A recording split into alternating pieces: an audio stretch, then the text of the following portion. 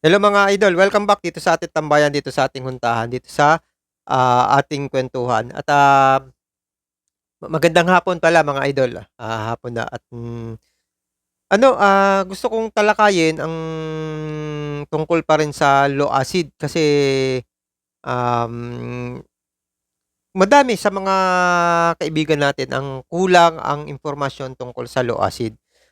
Siyempre, yung video na ginawa natin na nakaraan na hindi yun enough, hindi yun enough, kulang yun at, siguro dagdag ang nakaalaman ang pag-uusapan natin ngayon kung hindi pa rin ito maging sakto, siguro gagawa pa rin tayo ng ilang pang video tungkol sa low acid. Kalimitan kasi sa low acid talagang hindi alam ng mga kaibigan natin at, yung pag-inom ng gamot, nagiging, ah, kamalian. Kasi yung hirap na nararamdaman natin, kalimitan, may pagkakatulad sa hyperacidity o yung pagtaas ng asido ng katawan natin na siyempre ang practice na ginagawa natin diyan, ang kagamutan, ang, lunas na kailangan natin diyan magkaiba. Yung isa dumadami yung asido at yung isa naman, itong low acid, kumukulang. May kakulangan sa asido. Dun pa lang sa salitang low at saka sa hyperacidity magkaiba na, magkaiba ang nangyayari. Isang nagbo-volume, isang dumadagdag at isang nagkukulang. Kaya, kung iisipin mo, ah, magkaiba talaga silang dalawa. Yun nga lang ang karamihan at, kalimitan sa mga kaibigan natin na may ganitong kondisyon hindi nila alam kung yung nararamdaman nila, nararanasan nila sa oras na yon ay low acid o hyperacidity. Kalimitan mga idol, katulad nito, meron akong isang babasahing comment dito kahapon lang ata 'to nung isang araw. Yung paubo-ubo, pa-ano-ano ko ito, part 2 ng nung nararamdaman ko. Hirap kasi, masakit dito sa ganito, sakit hanggang dito, parang may mga kulani na. Ah, May ano din sa lalamunan, siyempre meron akong, sinusitis tapos yung ano ko dito nainit, kasi ano siya, may pamamaga dun sa, arthritis. Kaya hirap ako ngayon mga idol. Kaya kung maaari dun sa mga nakakaalam at nakakaranas ng arthritis lalong-lalo na yung katulad nung sa akin sa backbone at, ilang mga joints katulad ng mga daliri, paki-comment, kasi talagang kulang ang aking kaalaman tungkol sa arthritis At ito yung nagpapahirap sa akin kaya ako nagka-low acid. Kaya ngayon, nagbago ako ng sa halip na yung, ah, tawag dito, painkiller yung yung iniinom ko, hindi ko muna yun ang ininom, yung reseta sa akin ng doktor kasi pagka gano'n kasi iniinom ko nangangailangan talaga ako ng ng ating tawag dito, antacid kasi kailangang proteksyonan yung aking, sakit na sa ating sa ating sikmura. Kasi talagang mahapdi sa sikmura yun. Yun naman yung advice talaga ng doktor, sabayan. Ang problema nga, naglo-low acid naman ako kapagka, sinabayan kasi hindi naman ako hyperacidity itong mga panahong ito. Kung nga hyperacidity ako siguro mas iba-iba kasi, kapag uminom ako nun bababa pa yung acid, kaso normal yung acid ko sa panahon ngayon kaya agad-agad nag-low acid. Yun naman, napakahirap. Mahirap yung at ito yung pag-usapan din natin actually si, Marinel Quezon Quezon shoutout po, ma'am. Nag-comment siya kahapon 3 hours ago, tungkol dun sa, hilo, kapagka may GERD ka.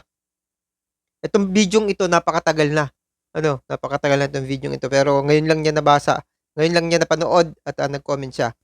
Ito yung comment ni Ma'am Marinel, "Kapag nararamdaman ko ang hilo, pakiramdam ko connected din sa sikmura, ano. Tapos yung hilong, ah, hindi naikot paningin parang dinuduyan, yun. 'Di ba may iba-ibang klaseng hilo, merong umiikot yung paligid mo, ano, kahit nakamulat ka o nakapikit ka, ramdam mo yung pag-ikot ng paligid mo, umiikot yung mundo mo. Yung sa kanyang nararamdaman daw ay parang dinuduyan, ano, pabalik-balik lang, parang umuuga. Ano ito, yung ikot kasi kalimitan niya sa vertigo kapag ah, nawawala ka sa balanse, umiikot talaga siya. Ano, yung duyan naman kalimitan niyan kapagka low acid. Ano, agad-agad sasabihin ko kasi malimit akong nakakaranas niyan dati. Nung una hindi ko nga alam, pero hanggang sa natuklasan ko low acid, siyempre masipag tayong mag-research, masipag tayong, makipag-ugnayan sa iba. Mako-confirm mo yung nararamdaman at nararanasan mo, kaya, masasabi mo kung ano na yung nararamdaman mo. Yung katulad ko, kung ano yung nararamdaman ko, sa tagal na ng panahon na nagiging, ah, kadalasan pakiramdam ko 'yan, masasabi ko na kung ano 'yan, ano, kilala ko na para sa sarili ko. At nalulula, nalabo ang paningin ko, parang blurred. Ewan ko, hindi alam yung nangyayari sa katawan ko. Nag-start ito mula ng mga anak ako. 'Di na normal katawan ko, nakakalungkot at natatakot. Actually, yung takot may kasama umuuwi talaga sa hilo 'yan, ano, yung takot umuuwi sa hilo, yun ay pandagdag na, ano, nadadagdagan yung hirap ng pakiramdam mo lalo na kung ika'y nahihilo. At, kalimitan talaga pag-usapan natin ang kaya ko binasa yung comment ni ma'am kasi malamang baka sakaling, kung wala siyang ibang karamdaman, ano, posible na, nakakaranas siya ng low acid. Ano, kasi yun yung pangkaraniwang nararamdaman kapagka low acid, yung nahihilo ka na, para kang dinuduyan. Yung sabi ko nga kahapon sa video na ginawa natin, yung para kang matutumba at may kasamang blurred ano na paningin. Nagdo-double vision siya, may ano na lumalayo, lumalapit at masakit yung sakit pa ng ulo nandun sa mata, konektado dun sa mata. Ramdam mo parang ano, parang dinudukot yung mata mo. Yun yung ano, yun yung isa sa pinakamahirap talaga sa, low acid, ano. Kaya ako, hirap na hirap ako 'pag sa low acid dati kasi hindi ko talaga alam kung anong gamot yung, gagawin ko. Ang isa pa diyan, halos hindi ka natutunawan, nagbo-bloated ka, ramdam na ramdam mo at lagi kang may nararamdaman na parang nakabukol sa lalamunan mo. Minsan kinatatakutan natin yang nararamdaman nakabukol sa lalamunan, parang yung pagkain mo hindi na dumiretso sa tiyan, na andito na lang, parang hindi lumusot sa ano, sa tiyan mo yung pagkain, parang nakabara sa lalamunan. Part yan ng low acid. Ano, may hangin, palaging kabag. Ano, yun yung mahirap at sabi nga ni ma'am, parang yung hilo niya connected sa sikmura dahil, um, tumitigas yung sikmura mo, tapos 'pag tigas sa sikmura mo, automatic, seconds lang, makakaramdam ka ng hilo. Parang tumitigas dito sa batok, dito sa taas. Parang yung gatil dito, ito 'to, yung dalawa. Tumitigas siya. Yung tigas niya dito, sumasakit yung part ng likod ng ulo mo, tapos, sumasakit dito na makakaramdam ka ng parang dinuduyan, parang matutumba ka. Lahat ng mga nakakaranas nito, taas ang kamay, taas ang kamay. Ganyan talaga ano. Tapos kahit nagsasalamin ka ako, tinatanggal ko yung salamin ko kasi parang lalong nahihilo ako. Itong salamin ko saktong-sakto sa mata ko. Pero kapagka gano'n yung pakiramdam ko, kailangan ko tanggalin ang salamin ko kasi lalo akong nahihilo. Yun yung problema, ano, yun yung problema sa low acid. At yung ganyan, hindi yan tuloy-tuloy. Mamaya mawawala pero maya-maya kapagka, tumigas muli yung sikmura mo, yung ano mo, yun ulit tapos para ka madudual, parang alam mo yung kumain na parang ewan ko kung anong tawag sa inyo nun, sa amin dito alibadbad, eh, naalibadbadan ka dun sa pagkain, yung parang kailangan mong kumain ng candy o something na matamis para mawala yung something na nasa dila mo na parang konektado sa sikmura mo na parang magbo-blow ka, tapos mahihilo ka. Sasakit yung batok mo gano'n, yung taas ng batok, hindi yung batok ha, yung taas yung ulo na, taas ng batok yung ulo, sasakit. Mula dito sa may sinabi kong may, konektado na ito, ako ngayon nararamdaman ko 'yan kasi nga alam ko naman na dun sa vein nung ano, nung spinal cord kasi nasa mula leeg yung problema ko sa spinal cord sa, rayuma ko hanggang likod, hanggang dito sa may pinag-crossan ng balikat, ano. Tapos, mula dun konektado siya dun sa, anong yun, sa gatil na dalawang yun, tumitigas siya kasi siguro nag-aano siya, um, tawag dito, namamaga siguro siya. Kaya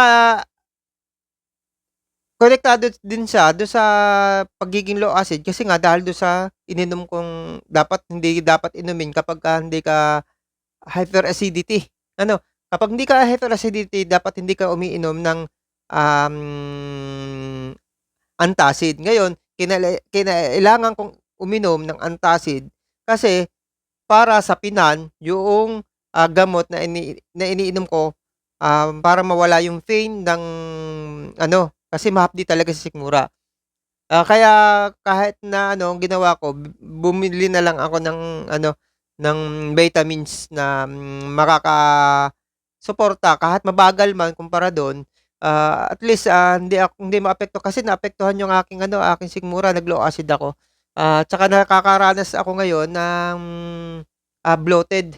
Ano, nagbo-bloated ako kasi nga mahinang tumunaw. Yun nga, tuloy-tuloy yung pag-inom ko ng tea, chamomile tea. Ang kagandahan ng chamomile tea, 'pag kumain ako, iinom ako ng chamomile tea para matulungan sa pagtunaw ng pagkain ano, at the same time para, ma-relax. Kasi kailangan ko ma-relax yung katawan ko kasi dahil dun sa stress na dala noong back pain ko nung sa ano ko, sa rayuma ko. 'Yan, bumili ngayon ako ng, paracetamol with, B-complex. Makakatulong siya sa, pag, alis nung pain. Ano, at least hindi siya kasing paracetamol kasi, hindi siya kasing bisa nung binigay na reseta para dun sa akin sa rayuma kaso hindi nga siya ano, eh, sa katulad natin mahirap, eh, naglo-low acid, eh. Ano, naglo-low acid tapos bumili na rin ako ng calcium na, calcium aid para sa, rayuma nga, ano. Dalawang vitamins yung binili ko with paracetamol yung isa para, ma-address yung pain na nararamdaman ko. Hindi ko kaya yung ano, yung isang gamot na binigay kasi kailangan sapinan ng ano, sasapinan natin ng, antacid, yun. Yun mga kaibigan yung hirap na nararamdaman ano, parehas ito, ipikit mo man yung mata mo, imulat mo man, humiga ka man, iisa nararamdaman mo dun sa hilo tsaka yung sakit ng ulo. Yung sakit ng ulo parang parang linalamas yung loob ng ulo mo, masakit. Actually may vlog ako dati nung nasa COVID ako, ganun-ganon yung sakit ng ulo ng may COVID. Ganun yung pakiramdam nung ano, nung kapagka grabe yung sakit ng ulo naramdaman mo. Ano, ako ilang beses ko na nararamdaman yung ano ko nung isang araw, grabe. Hindi ko mapigilan, hindi ako umiiyak pero lumuluha yung ano ko, yung sa sobrang sakit tumutulo yung luha mo kahit hindi ka umiiyak, okey ka sa makipag-usap, nakikipag-usap ako, pero hindi mapigilan talaga sabi ko tinatanong ko ba't ano, eh, kusang bumabagsak, eh, kasi sobrang sakit. Tapos yung ano nga, umuuga ako. Pero no choice kailangan ko magtrabaho, ah kailangan ng gobyerno, pumasok ako kahit na gano'n yung pakiramdam ko. Pero sa harap naman ng maraming tao napipigilan naman na parang walang nangyayari pero 'pag, nag-iisa na, dun ka nalang bibigay, talagang masakit. Yu yung acid, lagi natin napapag-usapan yan, madali yan, alkaline lang yan. Sa alkaline lang ano yan kaya iwasan niyo talaga, 'yun ang payo ko sa mga kasamahan. Marami kasi dito ang hindi nila alam yung nangyayari sa kanila, ang gagawin nila, tuwing nakakaramdam, minsan bloated, minsan ano, hindi nila alam kung ano yung dahilan ng pagbo-bloated. Akala nila hyperacidity, kasi may bloated din sa hyperacidity. Ano, akala nila kaya nagbo-bloated, imagine ha, malimit sa bloated, low acid. Kaya ka nag-bloated, hindi ka matunawan. Kaya hindi ka matunawan, mababa yung acid mo. Kung iinom ka ng antacid, papaano ka pa matutunawan? Kasi itatago ng antacid yung, ang pinipigilan kasi ng antacid yung paglabas ng acid. Ano, ngayon yung acid, kailangan para matunawan tayo ng pagkain. Ngayon papaano matutunaw yung pagkain? Kaya bloated. Kakain ka na lang uli, andun pa yung pagkain mo, buo pa. Ngayon nga, kapagka masamang-masama na yung pakiramdam mo, nakakahilo kasi yan, eh. Ilang oras ka ng ano, naka-3 oras ka na, 4 na oras ka ng kumain, pero pagka sumuka ka, nag-blow ka, buo yung pagkain mo. Ibig sabihin talagang hindi siya natunaw. Ano, ibig sabihin talaga, low acid ka. Kailangan matunaw 'yun, kaya ka nahihilo dahil naghahangin yung katawan mo. Ngayon, 'yun ang sinabi ko dun sa isang vlog, hindi ko maintindihan kung ano yung kaugnayan, bakit gano'n. Ang sa akin lang karanasan, nararanasan ko ito at nalaman ko din sa iba na katulad ko, katulad natin, na gano'n din yung nangyayari sa kanila, gano'n din yung kondisyon. Kaya, masasabi ko na pangkaraniwan ito sa mga nakakaranas ng low acid, na kapagka nakaranas ka ng low acid, nahihilo ka talaga at yung iba nagsusuka. Ano, ako nakaranas din ako ng pagsusuka na yung sabi ko nga 'pag isinuka ko, buo pa. Mababawasan yung hilo mo pero mamaya andun na ulit. Dito makapal dito sa noo. Dito sa noo nakakaramdam ka ng makapal dito, sa taas sa may buhok na ito. Nakakaramdam ka diyan ng ano, ng pangangapal pati dito sa may basta 'tong noo. Ano, makakaramdam ka din diyan nung sa sipon na para kang barado yung sipon, barado ka ng sipon. Dala siguro talaga 'yan, ganyan yung mga nararamdam at nararanasan namin. Ngayon kung ano, hindi ka pa, pamilyar sa ganyan, hindi mo pa alam, pinapaalam namin na iwasan mo yung pag-inom ng antacid kapagka ganito yung sitwasyon. Ano, ako ginagawa ko, nagpapahilot. Kasi hilot talaga, kasi tumitigas yung sikmura mo. Yun nga, sabi ko nga lang yung hilot kailangan marunong ang pupuntahan mo, hindi yung basta lang hihilot kasi baka may pamamaga sa loob ng tiyan mo. 'Pag hinilot yan, mas delikado ang kahinatnan. Tapos siyempre masakit yung ulo mo, masakit yung nahihilo ka. Ang hilot na ginagawa diyan nung mga manghihilot hanggang dito sa ulo, hanggang dito sa, likod. Ingat talaga diyan dahil delikado ang parte ng leeg. Ano, kaya tapos, tuloy-tuloy yung vitamins na iniinom ko. B-complex 'yan, mahalaga 'yun sa B-complex. Tapos, yung tsa, basta't kumain ako, iinom ako ng tsa dahil mahina nga yung panunaw, kailangan matunawan tayo, matulungan ang pagtunaw ng ating kinain, kaya nag-aano ako ng tsa at, nakakatulong, maganda sa, pantunaw. Kung hindi ka na masyadong stress, kung hindi mo naman kailangang ano, yung mint tea, ano, yung mint tea. Pero kung stress ka, ang gamitin mo chamomile tea, ano, chamomile tea. Tapos yun, sa oras na namamahinga ka, gusto magmeryenda, puwede ka pa rin uling mag-tea, yun namang ano, detox. Dahilan minsan ng, hindi nalakas ang resistensya natin, hindi tama ang blood flow natin, kasi nga may mga toxic tayo sa katawan. Ano, kailangang malinis yung toxic sa katawan, inom inom tayo ng madaming tubig. Inom tayo ng madaming tubig para yung ano, maiihi natin na maiihi. Ano, mahalaga kasi yung detox natin, yan ay maglilinis sa katawan natin. Kailangan 'pag nalinis yan, hindi yan tumigas sa katawan natin, kailangan mailabas natin. Ano, sa pamamagitan ng pag-ihi, pagpapawis, ano, yan ay makakatulong para, mailabas yung ating, maduduming, lason o basura na naipasok sa katawan, ano, mailabas uli yan sa pamamagitan ng pagdumi, pag-ihi at pagpawis. Yan kasi yung detoxification natin process kung papaano makakapaglabas ano. Yung iba, ang detox na ginagamit yung mga natural ano. Ako ang pinakita ko dati sa vlog na ginawa ko dati kung papaano gumawa ng detox ng natural, prutas, gulay lang 'yan at kailangan meron kang, juicer. Ano, kailangan i-juice mo yung mga prutas at gulay na 'yan, pagsama-samahin 'yan. Um Maraming mga ano, ako sa YouTube din ako kumuha ng idea kung ano yung mga, puwedeng mang-detox ako kasi hindi naman ako dietitian para makatuklasan kung ano 'yan. Ang ginagawa ko, sumusunod din lang ako sa mga pinapanood ko sa YouTube at nakakatulong naman. Alam naman natin na marami naman ang nagtuturo diyan, ano, 'yan. Kung gusto mo malaman, puwede ka mag-search sa YouTube kung ano yung mga uri ng detox na natural. Yun nga, kailangan mong mag-produce ng hindi blender hindi blender, juicer po ang kailangan natin. Makukuha dun yung pure juice, nakabukod po dun yung mga, solid materials, talagang juice lang yung makukuha dun, ayan. Yun mga kaibigan, sana kahit papaano nakapagbigay muli ako ng, tungkol sa, low acid. Talagang napakahirap pong ang low acid. Actually mas nadadalian ako sa ano, sa kondisyon kapagka may acid reflux. Kumpara sa low acid kasi ang hirap nung nahihilo, ang hirap nung laging tutumba ka.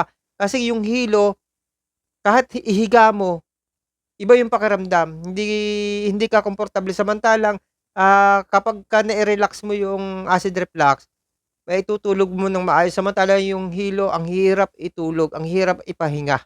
Ano, kaya masasabi ko po pagka kung alin ang mahirap para sa akin, ang low acid o ang hyperacidity, mas mahirap po para sa akin ang tamaan ng low acid.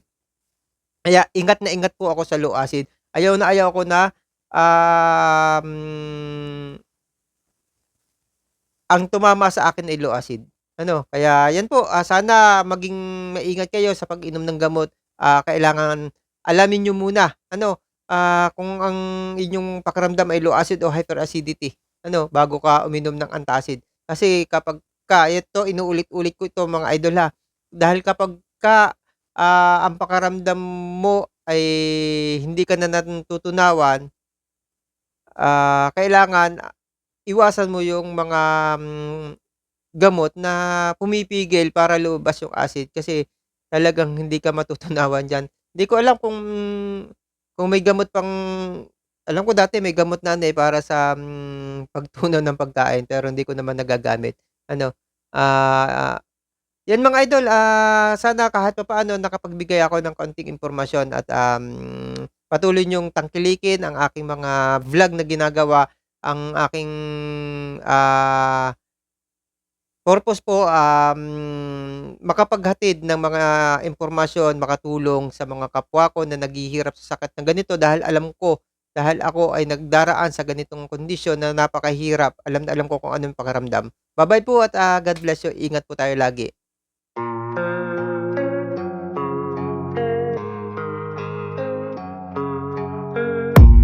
I don't really know what comes next. I'm just doing my best, even though I'm so stressed out. Everything just feels like a test that I fail, so depressed when I can't seem to